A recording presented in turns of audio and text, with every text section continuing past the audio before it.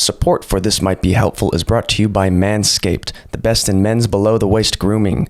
Their products are precision-engineered tools for your family jewels. Manscaped Performance Package is the ultimate men's hygiene bundle. Join over 8 million men and their 16 million balls worldwide who trust Manscaped with this exclusive offer for you.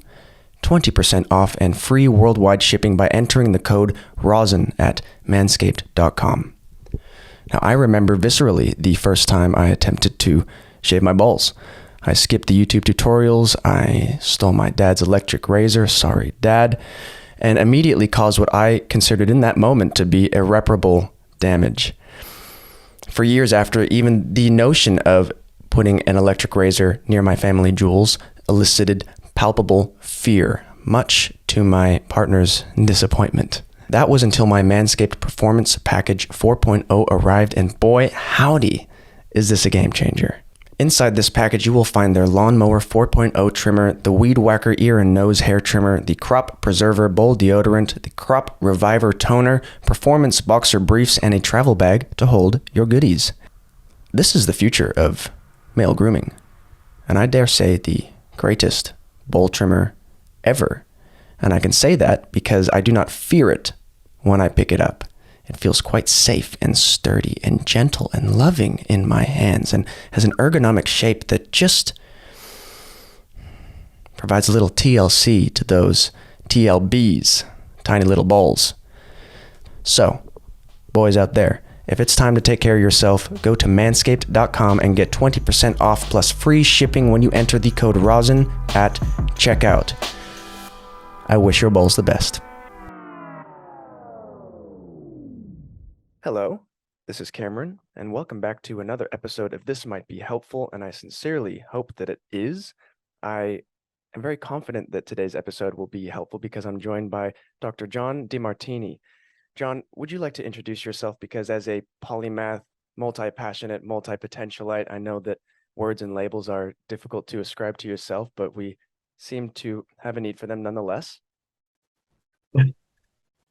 I'm a guy who loves to research, write, travel, and teach. I've been teaching for over 50 years, and I do a lot of researching and writing every single day of my life. And I like to share anything to do with helping people maximize their awareness and potential, do something extraordinary with their life, and live an inspired life, amazing life. And I full-time travel around the world doing that. And I can't think of anything else I'd rather be doing. That's really beautiful. I mean, I was really inspired to come across your work because it was just such a clear and resonant example of someone who has used curiosity and resonance as your gateway of expansion, and this beautiful kind of specialized generalization where you're diverse in these interests and the development of those interests, and you see the network effect of all of that through this really beautiful holistic worldview that is intrinsically empowering because it kind of guides us back to this innate capacity and potential that many people may need to discover for the first time, if not rediscover. Well, I think that the magnificence lies within all of us. And there's a hidden order to our apparent chaos. And if we take the time to look beyond our apparent chaos and see this, it awakens a magnificent journey where you can see life on the way, not in the way.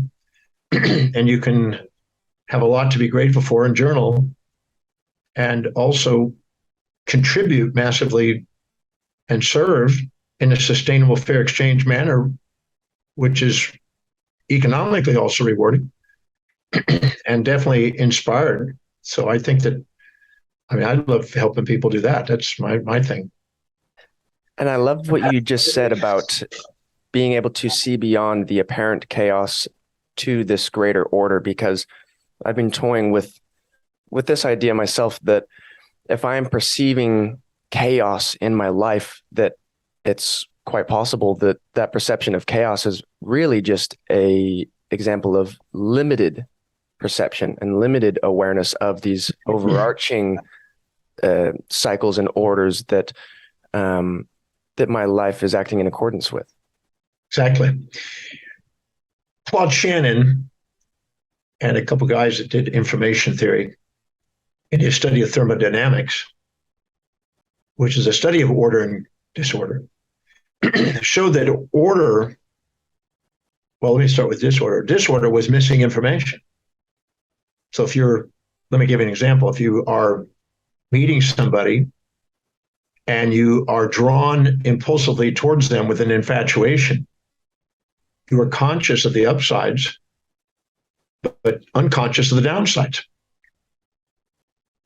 And if you're resentful to somebody and having an instinct to withdraw from them, you're conscious of the downsides and unconscious of the upsides. Either one of them initiate an amygdala response, a survival response to avoid predator and seek prey. Each of them also create the autonomic reaction in our physiology of either seeking with a parasympathetic response or avoiding with a sympathetic response. That initiates an epigenetic factor and tags methylates or acetylates, acetates and methylates, depending on the side of the autonomics, changes the transcriptions of proteins, which changes enzymes and structural proteins, which then affects physiology and creates symptomatology that's compensatory to the misperception. And so the physiology is giving us feedback to let us know we're not seeing what's actually there in completion. We're not mindful, we're mindless. We're seeing something missing. That missingness, that unconsciousness, that ignorance, that blindness is creating symptomatology to help us see the other side. The epigenetics is actually doing the exact opposite. If you're in sympathetic and you oxidize from sympathetic, it creates a methylation, which is a reducer. And if you're parasympathetic and you're reducing in chemistry, it creates an acetylation, which is an oxidizer. It's a homeostatic mechanism in order for us to give ourselves the awareness of seeing both sides simultaneously, being mindful and being present. So our physiology and our intuition and psychology, because our intuition is whispering too, when we're infatuated, we're thinking too good to be true, watch out. And if we're resentful, there's got to be a reason for this, got to be a purpose behind this.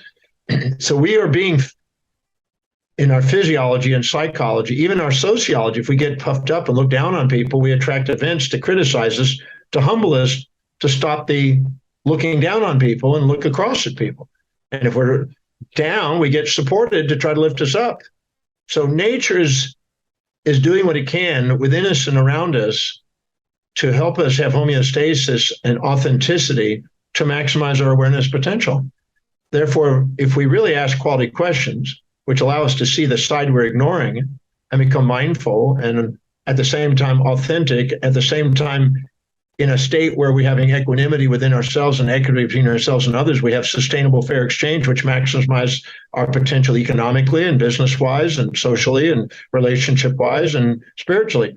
So we are being guided, but we don't always see it. And the reason is because we've subordinated to some moral hypocrisy about how life's supposed to be, an educated injunction, instead of a deeply understanding of the magnificence of the universe. And there's a hidden order, and that hidden order is hidden only because we're unconscious of it, but it's there and it's revealing itself through the confirmation of love and wisdom, which are tears of inspiration that are letting us know when we're authentic. Wow, there's so much to unpack there. So symptomatology as a reflection in the body or a manifestation of what we are not cognizant of in our awareness. And so the body takes on that lesson as a way to guide us towards what we are not seeing through our obstructed perception. And Exactly. by learning and allowing and releasing some of these obstructions to perception, such as the ascribing of some kind of valency or value to these external events, by even releasing the need to determine whether someone is better or worse, whether we are higher or lower, whether something is good or bad, just through that alone, we soften some of these perceptive gateways so that the body doesn't need to hold on to so many of these lessons and we can actually be consciously aware of them instead. Exactly. Well, we know in neurophysiology, neurochemistry, that the subcortical amygdala assigns valency to sensory reception from all of our previously associated, subconsciously stored experiences that have never been balanced. So those associations are compounding the receptivity of what we're experiencing and assigning distorted views, subjectively biased views, as a survival mechanism in order for us to have an acceleration towards running towards prey and avoiding predator. But in actuality, none of that's real. You know, we think we want to avoid predator and seek prey, but maximum growth and development occurs at the border of those two. If you get prey without predator, you get gluttony and fatness, and you lose your fitness. If we get a predator without prey, we get emaciated and starve, and we lose our fitness. But if we put the two together, support and challenge, prey and predator, the pairs of opposites, all complementary opposites together simultaneously and synchronously, we get maximum fitness. So we know that maximum growth and development occurs at the border of all pairs of opposites.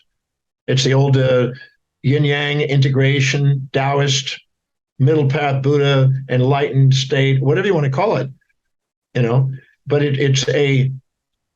our body is doing it. It's amazingly constructed. I've been studying the body and physiology and lecturing in neurology in those fields for many, many years, for 45 years. And the more you probe into it, the more you see the absolute magnificence of the design or the evolution, if you want to call it that way, of the body, and how it's adapted and how resilient it is and how amazing it is to help us maximize our potential in life. And we go around and we compare our lives to fantasies about how it's supposed to be instead of how it is. Nietzsche said, beware of the ought to and take a look at how it is. And that ought to is so frequently driven by these conformist ways of operating. And when we have those I ought to, I need to, I should be, I got to, this externally motivated kind of fear-driven conformity that compares us to those around us, so there's already an aspect of conformity, but still it wants us to be better because we have this, this kind of ancient tribalistic egoic way of figuring out where our status is in relation to those that we know. And this is, it's just these constant mind games, and you can see it in, maybe for take the ego perspective, these egos that have yet to be fully developed, and the need to marry oneself to their opinions in order to be right. But it's not an actual effort towards rightness of thinking. It's an I'm right and they're wrong because of that. Yes. Yeah. Well, the amygdala wants to avoid shame and seek pride. It wants to avoid phobia and seek philia. It wants to avoid predator and seek prey. That's its nature for survival, because it identifies itself by its mortal nature and it doesn't want to have extinction. But we have something that transcends that. Immanuel Kant, the German philosopher, said there's the phenomenal world of the senses, which is the reality of the senses, which is mainly for survival and Darwinian kind of models.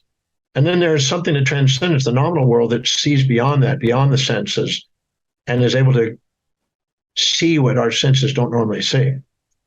There's about 180 different biases that the senses are trapped in that most people don't realize. Even empiricism and science doesn't see these things sometimes and gets caught in it.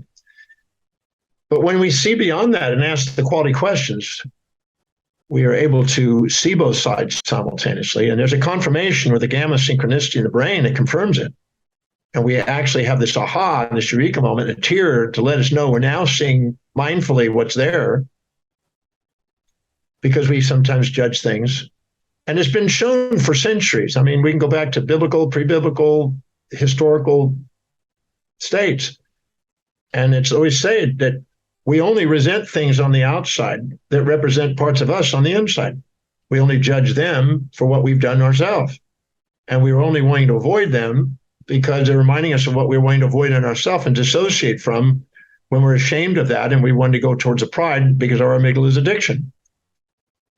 And the same thing on the infatuation side. We're We're too humble to admit what we see in them. But the truth is, we see what we see in them, we have, but we're too humble to see it. And so really the truth is that we're all reflections. As Chopin says, it's all reflections of us. And maximum potential is reached when we have pure world, the unum mundi, as Plato would call it, where we realize that we're all that solar system, all the subatomics, the astronomics, all the people, all the animals, we're all that. Nothing's missing in us. Om tat sat, nothing's missing as it is.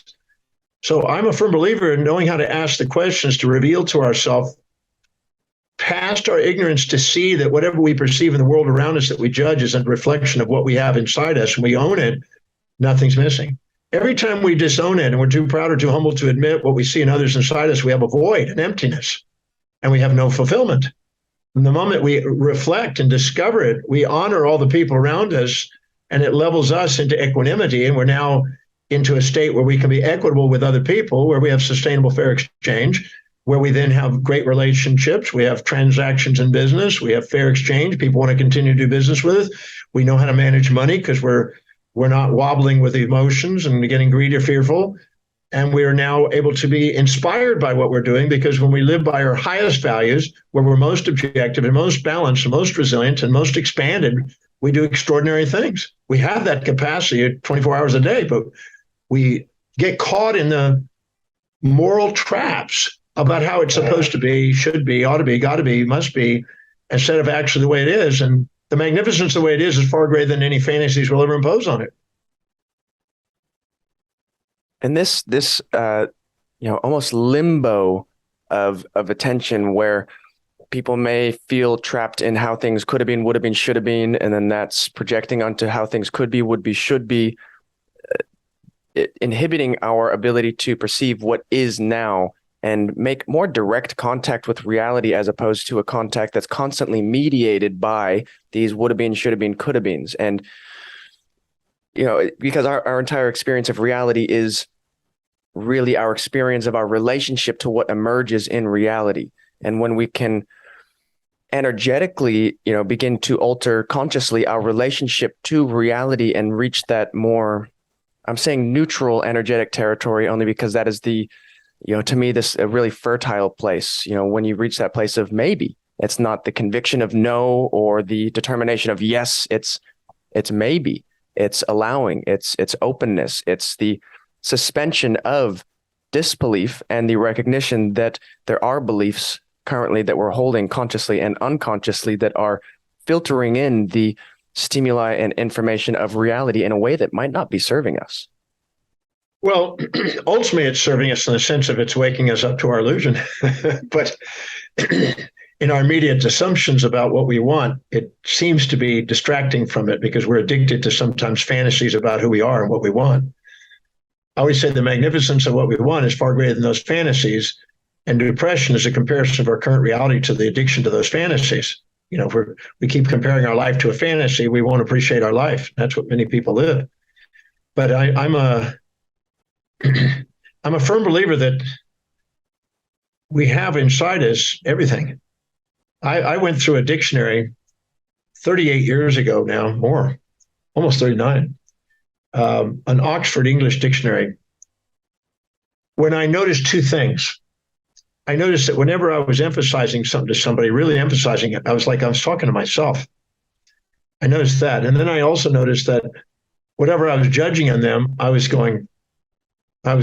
within a short second, I was thinking, I've done that too. So instead of waiting for somebody to push my buttons, I thought I'd preempt it with a preemptive strike. And I went into the dictionary and I just said, I'm going to not wait for people to push my buttons and live telenomically through hindsight and trial and error. Why not live with foresight by looking deeper into all the possible traits human beings can have that's in language that we could ever label? And I went through the Oxford Dictionary. I found 4,628 different individual behavioral traits. I know Gordon Allport did that years earlier, and he found 4,000, so the dictionary must have grown. And I went through each one, and I underlined it, and then I thought of who is it that I know in my reality that has expressed that trait or that action or that inaction to the highest degree. So I thought, okay, if they're cruel, and who is the most cruel person? If they're, demeaning, who's the most demeaning? If they're arrogant, who's the most arrogant, kind of thing. And I went and wrote the initial of those people, And then I looked in my life and I said, all right, John, go to a moment where and when you perceive yourself displaying or demonstrating that same behavior. And where did you do it? When did you do it? Who did you do it to? And who perceives you that way? And I kept answering that until I would get a tear of gratitude for the realization that whatever I saw in them was in me to the degree that I saw it. And I did that one by one through all these traits. It's a long neurotic exposure.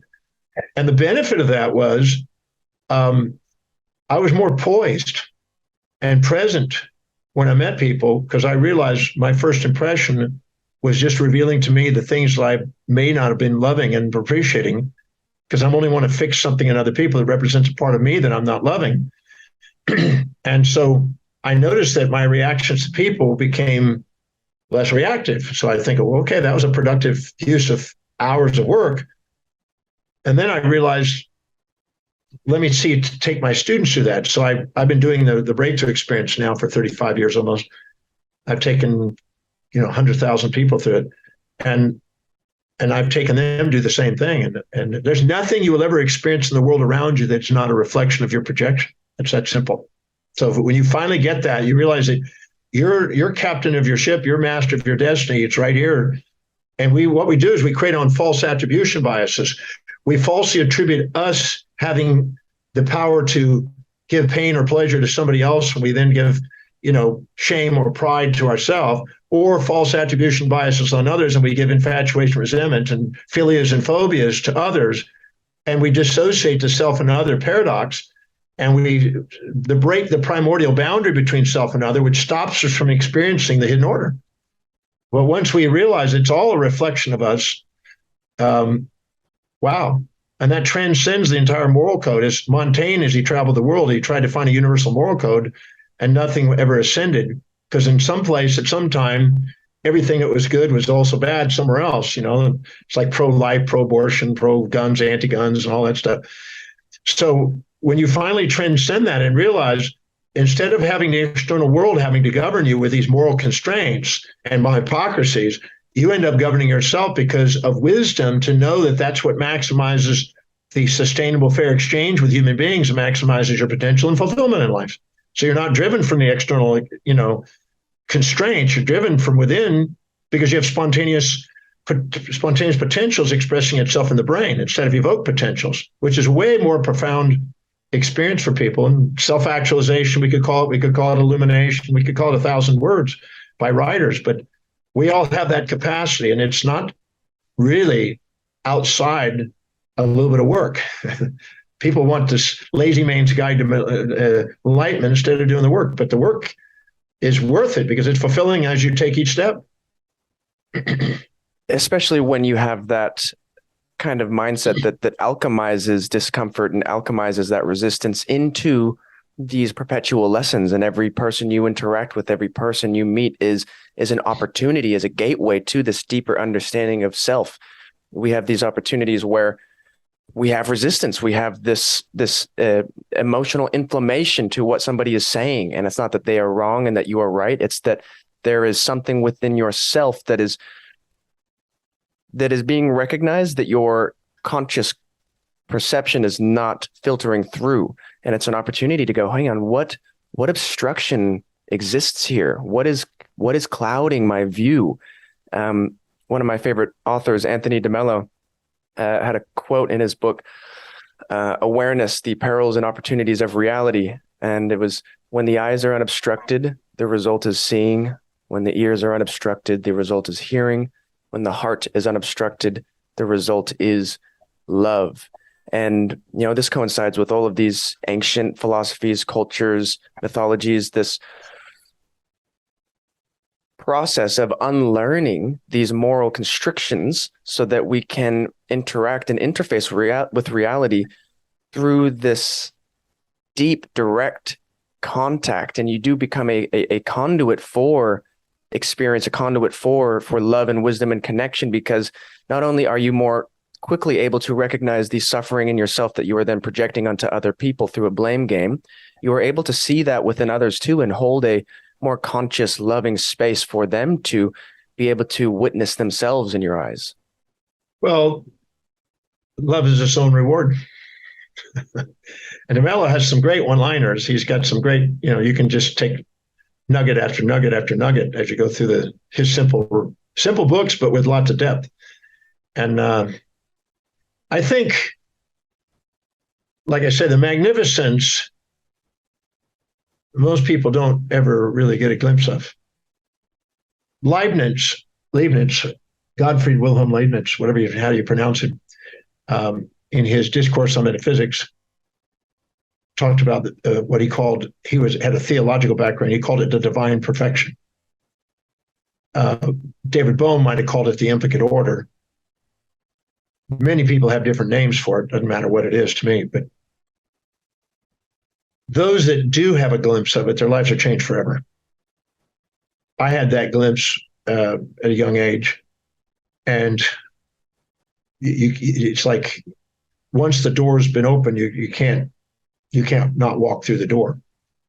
And there really is a magnificence in our life, a hidden order in our life. And I absolutely love helping people see that when you have tears of gratitude for things you thought were crazy innately and, terrible, torturous, traumas and stuff like that, which are all illusions. I say that there's nothing the mortal body can experience that the mortal soul can't love. The mortal soul is a state of unconditional love that occurs in a moment when you're fully mindful, and you see both sides simultaneous. So Wilhelm Wundt, about 130 years ago, said that when you have simultaneous contrast and extract out space and time from the mind, the soul reveals its light. But the second you add space and time to the mind and create causality, false causalities from murky causalities, we now have the illusions, and we darken our minds with the unconscious. And that's a sleeping instead of awakening. The individuals that are in the amygdala are into the debate about being right. The wise pathway is the dialectic where you're synthesizing the thesis and antithesis and coming to a point where the synthesis is so synchronous that there's no causality left. There's no separation in cause and effect, that they're one and the same because it's synchronous. There's no time between them. They're entangled in the now where there's nothing but the photon left out of the particle accelerator, the positrons and electrons of emotion. And all of a sudden you now are aware of this entangled state. And I think that Heraclitus said it in the 5th century, 6th century BC almost. He said there's a unity of opposites, and people get trapped in taking a side on the opposites and creating the oppositions and stance and taking the opposite stance instead of actually getting in the dance and dancing in the grace of the unity of opposites. And that's, Will Durant said that's the journey of entire history of civilization. And most people take a side and they can't see both sides simultaneously, so they get stuck in a political label, a religious label, or a bias in some form or fashion, instead of actually seeing beyond the bias and actually seeing the whole and giving ourselves permission to be our authentic self. Because our real whole self is, I just wrote an article, I just sent it off to Jet Set magazine a moment ago, just finished it. And on the pessimistic and optimistic biases that we get caught in and how both are necessary synchronously. If you go infatuate with something, you're actually resenting its opposite. So the second you are optimistic about this, you're unconsciously pessimistic about its opposite. So the idea of separating the inseparables, dividing the indivisibles, labeling the unlabellables, naming the ineffatables, and polarizing the unpolarizables is a delusion of the amygdala's valence assignment, valency. So when we realize that those are just mediated in a sense, dampened by the executive function when we're living authentically, we realize that we can synthesize these pairs of opposites and not be trapped by either one. Anything we infatuate or resent is going to occupy space and time in our mind. It's going to run us until we actually synthesize it. And then we're free. A moksha, liberation, satori comes at the moment we actually see both sides simultaneously and not get into the illusion that one is good or bad. And the seeing of these complementary opposites and these beautiful contradictions, there's the rational gaze of of science and how the specialization into these different disciplines kind of fragments reality, fragments your perception of reality. The biologists say that it's all biology. The physicists say that it's all physics. And through a defocalization, like a softening of the gaze, we can kind of allow these truths, these apparent contradictions, we can actually see the unity of these contradictions and the kind of inherent truth that each one speaks, but the marriage of oneself and the identification and attachment to those ideas creates this positionality in life where you cannot help but be almost in this kind of argument with the world, because you are constantly going to be greeted with information that doesn't necessarily fit within your belief system. And so even the most intelligent people are clouded by this rational gaze. Well, because we've been told this is how the world works. This is how things are. This is what you're supposed to do. And no matter how intelligent you might be, how well you can intellectualize your health and your healing and your trauma, it doesn't take away from the necessity of doing the work and how big a part softening and allowing is in that process. And even the suspension of disbelief so that you can enable space for greater clarity to emerge.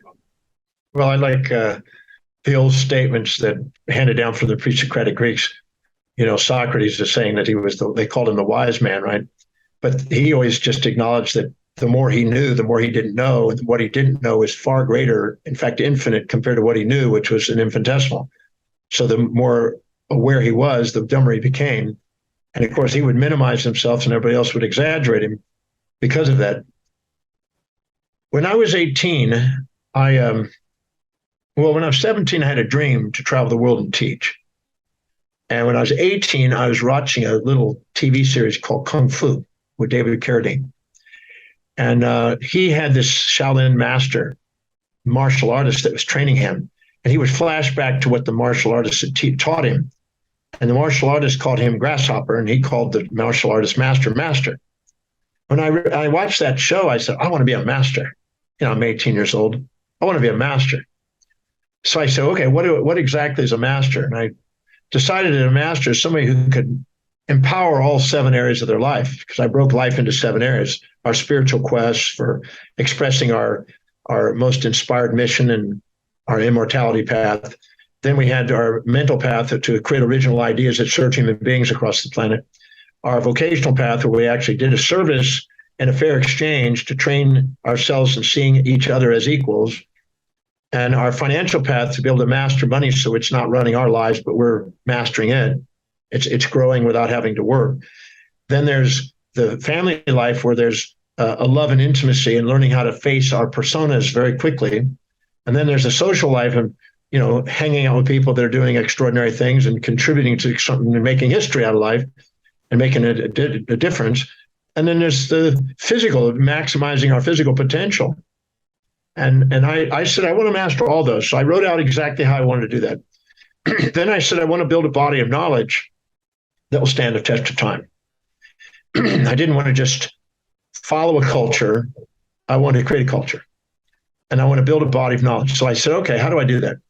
So I wanted to know what's a universal law? What's the most universal laws? Because universal laws don't get violated. Human laws do. Human laws can't be followed, but universal laws can't not be followed. And the distinction between them is a big, big difference. So I didn't want to build a model on a human law. I want to build it on a law that nobody could deny. And so I made a list of every known ology that was available in the dictionary and the encyclopedias. And, chemistry and mathematics and sciences and all these different geology, astronomy. I made a list of them all. Then I said, I would like to get a PhD in each one of those. And so I'll read at least 100 books. Because the average PhD was about 100 texts. So I'm going to go and read 100 books in each of these disciplines. It's now 300. And go through and find the most common universal laws out of all of them that's common to all of those disciplines. If I don't see it common to all of them, that's not universal. And that became the basis, the foundation of work that I would build my teachings on. Because it's easy to follow what everybody else says, what sells and all that's popular and all that stuff. But I find most of that fluffy. So I'm interested in something that would stand the test of time and build a foundation. So when I would speak, it'd have meaning, and it would be something that will sustain, and it would be lasting. Seneca says you measure an individual by their most distant ends. And if you are looking for immediate gratification, your impact will be very low. But if you have a long-term vision for at least a millennia, then you will plan and structure things in such a way that will last and build in momentum, incremental momentum that's unstoppable. And so that was my mission, to do that. And all the disciplines offer a different language for the same laws. And some of those laws are the laws of complementations of opposites, the conservation of the build and destroy mechanism that's always conserved. It's always remodeling. People think, well, I want to be good. I don't want to be bad, but you can't build without destroying, and you can't be, somebody's going to label you both. So that's why I'm a hero villain. I'm a saint sinner. I'm a dog cat. I'm all the above. I don't, no matter what you say about me, it's true. It's just a matter of what form it's taking. And I realize that nothing, if you're going to say that nothing's missing, you're going to have fulfillment, you've got to be able to own it all the things that everybody says about you. See, if somebody has a similar value to me, they'll look at me and say, God, he's determined, he's perseverant, he's relentless. But somebody has a different set of value. God, is he pig-headed? Is he stuck in his rut and he's unwilling to change? So I'm all that. So somebody's view out there. And so I got to own everything that anybody says and see how it all serves and uses it, because I'm going to need every one of those personas in different settings to deal with the realities of life. So I love the dance of owning and reflecting and following the laws that will stand test of time. And it makes a difference. Then you don't really, the human will now matches what the theologians call divine will. You're now matching the laws of the universe. You're not fighting it. You're not having futility. You're having utility. And so this mindset of alchemization, where you are allowing everything and seeing and radically embracing the responsibility of those truths as well, because none of this can happen without a real willingness to embrace it all, to say, yes, okay, I see that even these things that I am resistant to, they are truths within me. I cannot be called out for something that I am not, nor can I see anything that is not within me. And so for me to see anything in anybody means that there is inherently some aspect of that within myself. And that is empowering, because once realized, we can be conscious about how we relate to that thing. And if we are still living via the conditioned pattern of relating to that thing, the fear, the shame, the guilt, the judgment, all of that, what are the helpful questions one can utilize to consciously reframe the way they perceive their past, their struggles, their traumas, their anxieties, in a way that shows them the strength and resilience that has actually been generated through those experiences, rather than them being always this tender point within the spirit? Well, I always say there's no trauma out there. There's no ecstasy or torture or anything out there. That's all just the filter you put on it. As Milton said, you can make a heaven out of hell or hell out of heaven. That's all just your filter. I asked this question. What individual, if I start with humans, what individual do I perceive displaying or demonstrating a specific trait, action or inaction or behavior that I admire most or despise most? What individual? I take the most extremes if I can, most admired and most despised. Because when you work on the most extremes, the rest of the stuff seems trivia. So I go and I take the most heroed or villained individual I can perceive, identify them. Then once I identify them, I ask this question: what specific trait, action or inaction do I perceive them displaying or demonstrating that I admire most or despise most? And then I define that, and it can't be hearsay. It can't be broad, vague generalities like they abused me. Doesn't tell you anything. But they might hit me with their fist. Then it tells me something. So what action is it? It can't be vague generalities. It can't be how you felt, because that's how you interpret it, not what they did. And it can't be a transcendental, which transcends the polarities of something you judge. And we define that. once we define that clearly, then we now go and ask honestly, because we only get our buttons pushed by things we disown in ourselves. That's it. Nobody can push our button unless we disowned it. We're too proud or too humble to admit what we have that we see in them. So then I go and ask, okay, John, go to a moment where and when you perceive yourself displaying or demonstrating that same specific trait, action, that you admired or despised in them. Good. Now, where are you when you're doing it? Pin it down, because an episodic memory in the brain is very isolated on a space and a time and a where and a when and a what and a content and context. So where was it? When was it? Who is it to? And who perceived you doing that? So you're transparent. You're not hiding from it. And you write it down and you do that until the quantity and the quality of what you see in them is acknowledged in you to the same degree, and you get a tear in your eye. A tear in the eye is a confirmation of reflection. And now you're no longer looking down on them and puffing yourself up. You're calming your pride and you're lifting up your resentment, and you're seeing them as they are, or you're calming down your infatuation and you're lifting up your shame and seeing them as they are. And you have reflective awareness. Pure reflective awareness is true intimacy, because then you realize that there's no distinction between you and them. The mirror neurons are perfect. At that moment, I go to the next trait. And I go one by one through every trait that I judge in them until there's nothing left except I love me and I love them. There's nothing there. And do that for any human being. Now, if you do that on the most powerful people on the planet, you won't minimize yourself to those people, because all value systems go from those who have the most power to those with least power. And the only reason they have these definitions is because people own or disown traits. Because at the level of the soul, nothing's missing in you. At the level of the senses, things appear to be missing in you. And those are the things you think you're too proud or too humble to admit you have. So at the moment you actually own those things, you don't subordinate to somebody and you don't superordinate to people. You don't try to futilely try to live in their values. You don't try to futilely try to get them to live in your values. You leave people who they are and you live yourself who you are, and you love them for who you are as a reflection. And in that moment, you have the most sustainable, fair exchange, because you respect them. The namaste of the God in them, the God in you are balanced, you might say. In that moment is maximum potential. And so I do those. I have a series of about 80 questions. Those are just 3 of them. But I go through those and one by one and hold myself accountable to realize that there was just an illusion on my part.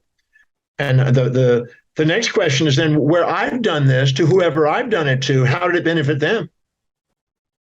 And when they did it, in the moment they did it, how did it benefit me? Or how is it a drawback to me? Because there are no traits out there that are negative or positive until somebody with a subjective bias interprets them through some moral hypocritical value system. Because if it was really something evil or something like that, it would have gone extinct.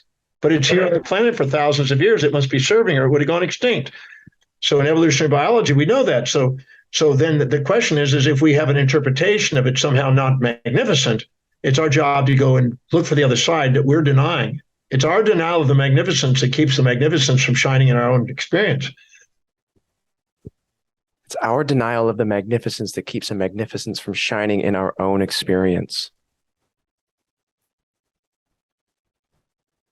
Just sitting with that for a moment, because these are profound truths. And, what you're describing here is like this, almost a manual homeostatic mechanism through which you work to develop and cultivate the equanimity that does exist, the equanimity that is present beyond the chaos that you are seeing. Yeah, exactly. You nailed it perfectly. That was the article that I just sent in about that our physiology. What I did is I took physiology down to the quantum level. I mean, I took gross anatomy and I took anatomy. I went into the histology. I went to the cells and cell biology, and I went down to the molecular organic chemistry and the biochemistry, and down to the nuclear chemistry and the nuclear reactions, and all the way down to the quantum level. I broke it all the way down until I went down to literally virtual particles and virtual photons. And it's a magnificent journey going down into this thing, and this reductionism, or as you take it with emergent. But either way, the more you probe into it, the more magnificent it becomes, and the more you realize that there is a field of intelligence that's there. No Nobel Prize winner. I've studied all the Nobel Prize winners, and if you go and study the Nobel Prize winners, you'll see that some of them spent 20, 30, 40, or 50, or 60 years pursuing something. And they would not have pursued that if they didn't have a belief that there was some sort of inherent intelligent order in the universe, not just pure random chaos, because otherwise it could not be science. And there's repeating patterns there. So the pursuit of that is innate within us. It's an innate calling inside us to recognize. And if we don't see it as it is, we'll make up our own artificial explicit order idea about it.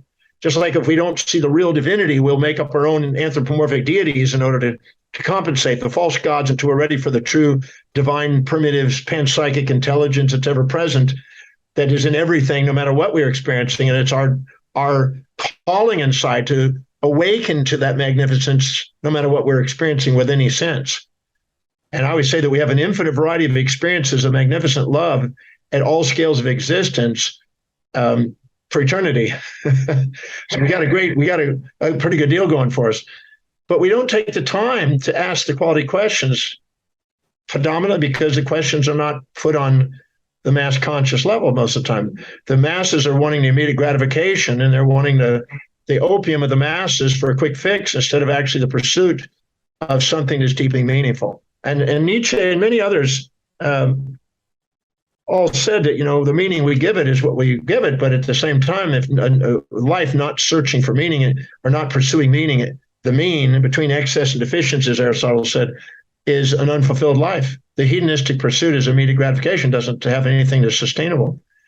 So I'm not a Stoic, but I can appreciate some of the Stoicism that's inherent in the universe to try to help us appreciate the pairs of opposites of life. Because we have them all.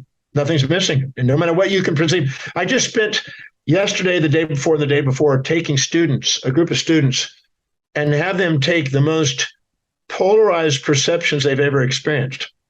So some ecstatic or traumatic, and go into the moment and go, because in the moment of perception is when the conscious and unconscious mind split, when the subjectiveness of the intrinsic the association sitting in the central nervous system start to judge. And in that moment, I asked them to go and identify the submodality distinctions of all the senses that they're experiencing in that moment. So the sights, the smells, the tastes, everything else, and log them. And then we go in and one by one, isolated, we find out where our mind intuitively brought in the other as an anti-memory to counterbalance that, to bring homeostasis in the physiology, to change and balance the electronics, the neurotransmitter ratios, to everything brought back into it, and how our mind spontaneously does that instantaneously in order to maintain stability in any perturbed environment that we're perceiving. And what we did is we went through them, and they were not to stop until they had tears of gratitude for each one of those moments. And some of them did 300, some did 250, somewhere between 250 and 300 in 3 days of moments, and they just were speechless.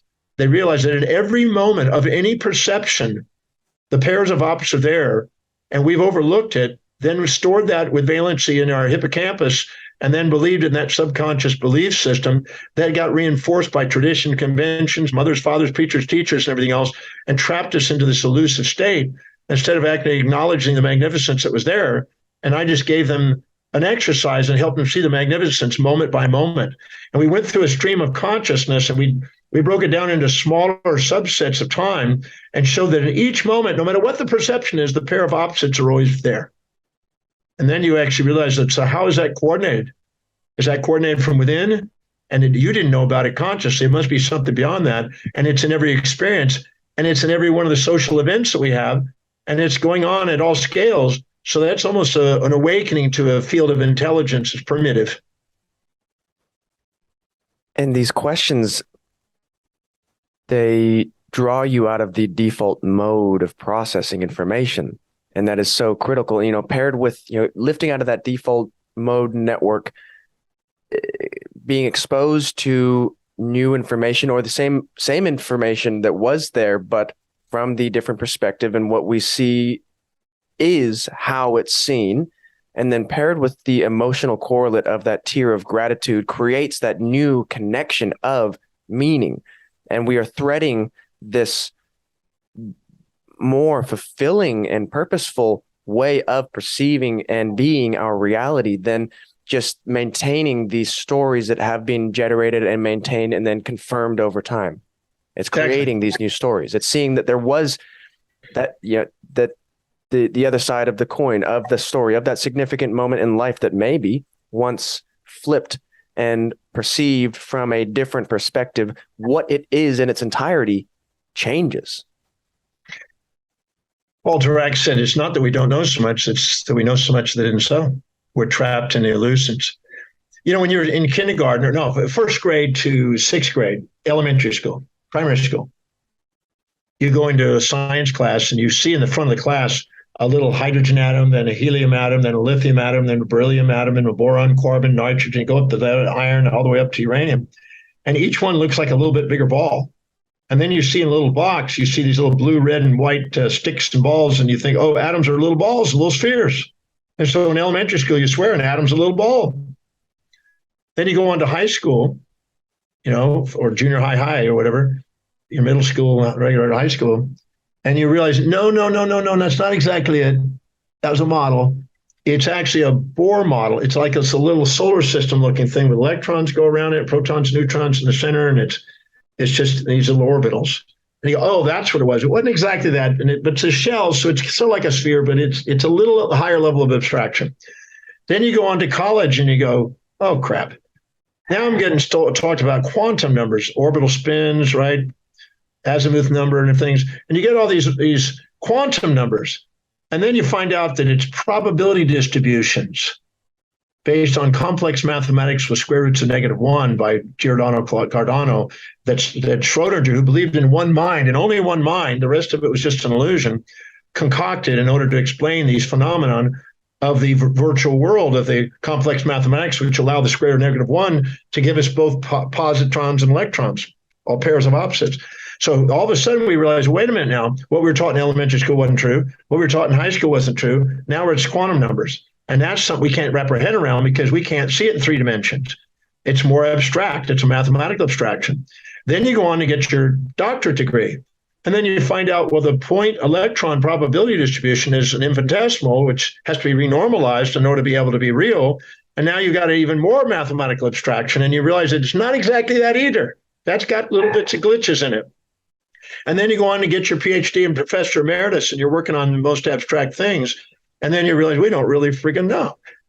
We now realize that at the uncertainty principle of Heisenberg, the proton is actually emerging from mesons and quarks and gluons, and it's just a field of interacting systems there that's just a probability distribution. Then we realize, man, it's just a mind screw. It's an unstable thing there. We don't know what the hell it is. And the farther we go, all the way down to Planck, we realize it's virtual particles and virtual photons that are merging and submerging constantly in this ether, the original ether that they used to talk about at Planck's level. And then we could go further. Is there something even beyond that? Is there some super Planckian state? And these are things that we have to grasp. And so we have to be taught the illusion till they're ready for truth, as the Buddha says. And so each of us are ready to take on different levels of abstraction. And our level of IQ, EQ is going to be based on the level of abstractions we can manage and use in our brain, with our mind. And if we can do that, when we can probe deeper into the mysteries of existence. Wow. So a level of abstraction paired with almost functional utility as well. And reaching these levels of abstraction, at what point does the researcher wrestle with faith, because what they're presented with almost requires an aspect of belief in order to see what could be there? Well, the people that have been against philosophy, the scientists today, they say, well, we started out with animistic mysticism, we went to mythology, we went to metaphysics, then we went to philosophy, and then we went to science, and then we end up going, well, can we really get past science without going to a little bit of philosophy? And then we realize that every time we know something, the history, there's always a mystery outside what we know, and the mystery is always going to require a little bit of the speculation again. And the willingness to live at the border of those two, maximum growth and development occurs at the border of those two, and all pairs of opposites. So I don't think that it's ever done. I always say it's wise to live with holy curiosity and give yourself permission to continue to keep being humble the next day. Because, when you see somebody thinks, I'm only enlightened, I go, oh yeah, you're enlightened to the degree that you are aware, and that's all. You don't know. So I'm leery about putting a finite on an infinite, and I'd rather live with the holy curiosity of the infinite and continue to grow and learn tomorrow and the next day, and allow people to keep standing on shoulders of shoulders of shoulders of shoulders through time. John, thank you so much. This is a brilliant conversation. I am thoroughly stimulated and wonderfully confused, which I think is always a great way of adding context to this experience. Whenever we are greeted with information that fractures a little bit more of our worldview, that is in itself a gateway of expansion. And I'm only ever enlightened to the degree of which I am aware. And that's a never-ending process. That's it. No ending. May I have humble, as I say, humbleness to divinity brings certainty to humanity. And divinity just means the diva, which means the light within. It's not an anthropomorphic deity out there. It's not even a form. It's the ideal forms of Plato, the nominal world by Kant. Oh, there's so many one-liners to go back through and listen to this. I really do thank you for your time. And John, where can people find your work? All you got to do is go look my name up, probably. If you look my name up and just go to the website, drdemartini.com or the Demartini Show or something, and you can figure me out. I'm not too hard to find on there. I try to get, I love researching, writing, traveling, and teaching. So I'm useless outside that. That's all I can do. I'm useless. I haven't driven a car in 33 years. Haven't cooked since I was 24. I have somebody that does everything other than teach, research, write, and travel, and that's it. That's all I do. That's admirable, and I hope to also one day be that aligned with my dharma and purpose, so that I can delegate that which I am not called to be doing. Well, if we don't delegate lower priority things, we'll devalue ourselves, and when we devalue ourselves, so does the world. I would say if you don't fill your day with high priority actions that inspire you, it fills up with low priority distractions that don't. The distractions that don't are there to kick your butt to try to get you back onto what your authentic pathway is. Oh, there's a lesson for distraction as well. Yes. Oh, you've given me much to think about, and I'm sure the listeners as well. We will come together and discuss this later, my friends. Anybody who's listening to this that wants to dive deeper into this discussion, you can visit us in the This Might Be Helpful community. The link is in the description below, as are the links to all of John's research and discussions and works. They are on his website, his YouTube channel, and you have the Dr. John Demartini show as well. I'll have the links to all of that below. Thank you for listening. If you enjoyed today's episode, please leave us a review and share it with your mother. I'm sure she would love it too.